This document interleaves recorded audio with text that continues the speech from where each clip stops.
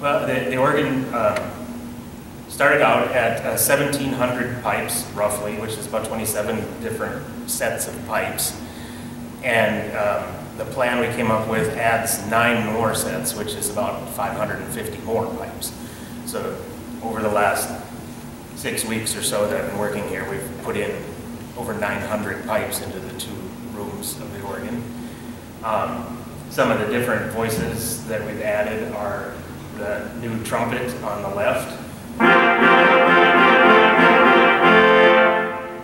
and also another stop over there is it's called a 2 2/3, which is a quint. It doesn't speak a clean octave; it speaks a fifth up. So you can here's the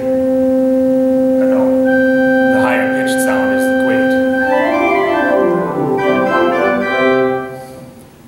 and we've also added a clarinet over there.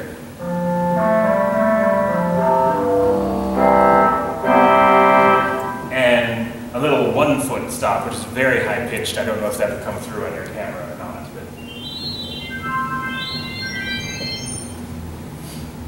And then let's see what else. Over on this side, we've added an 8-foot diapason. That's kind of a foundation sort of stop that sort of lays the foundation for the pipes in that chamber.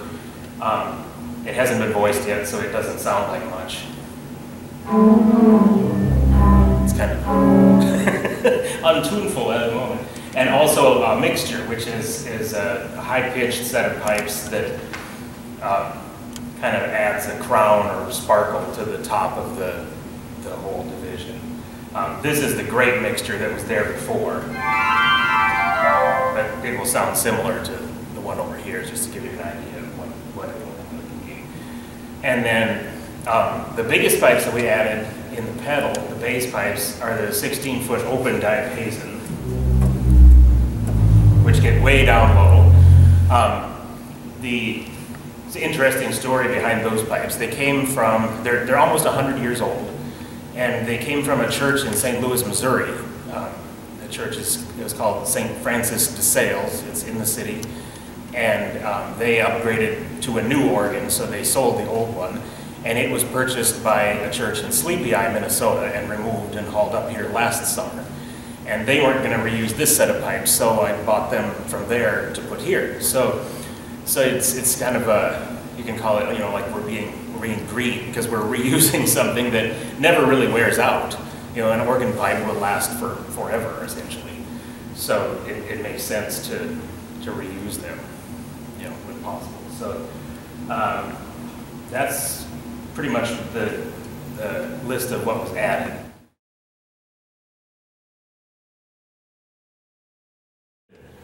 The organ is its main purpose in a church is to lead the congregation in song, which it does, in my opinion, better than any other instrument, really. And the value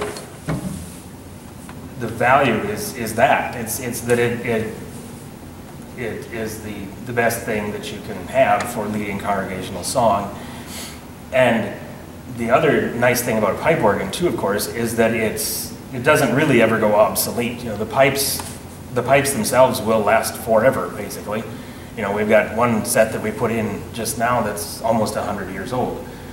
And, you know, the mechanism and the wiring and stuff may over time deteriorate, and you may need to do some upgrading and stuff with that, but most of that has already been done here before this latest round of additions.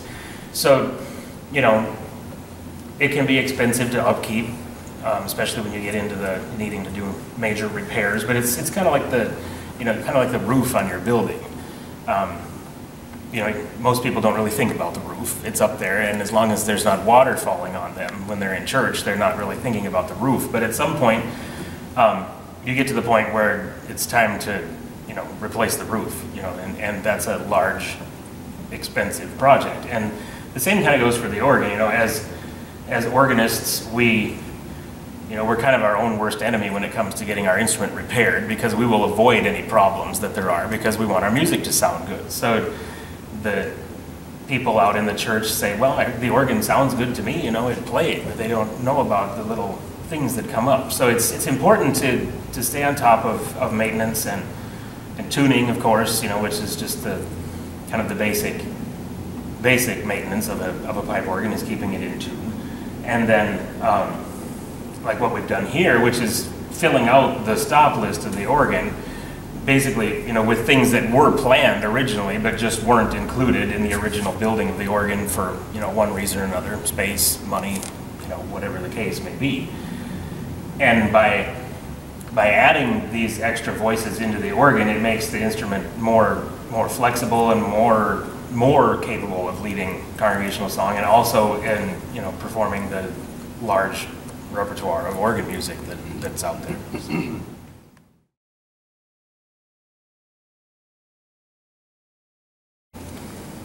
So the way this organ works is it's run by electricity.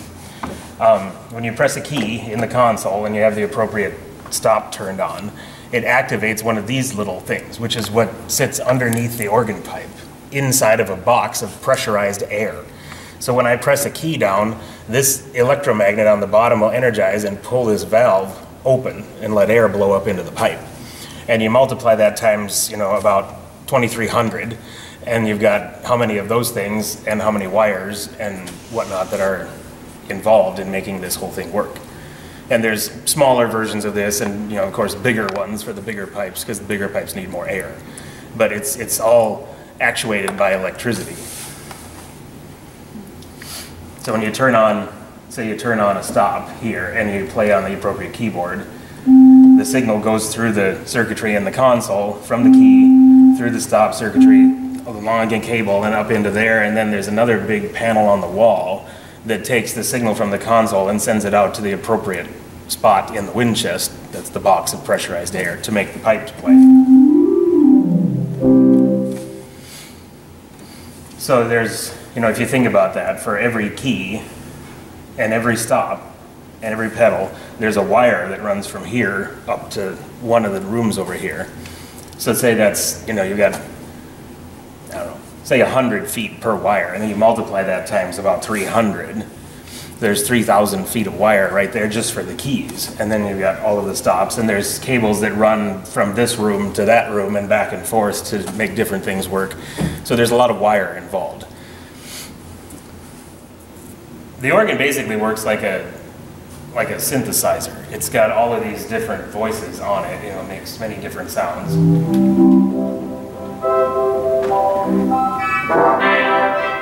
You know, each stop is a different sound, so you can mix all that together in different ways. And aside from just the different tone character, they also play different pitches.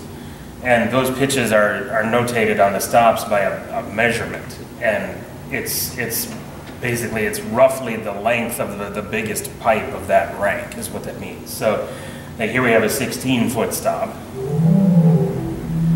which is kind of low and grumbly.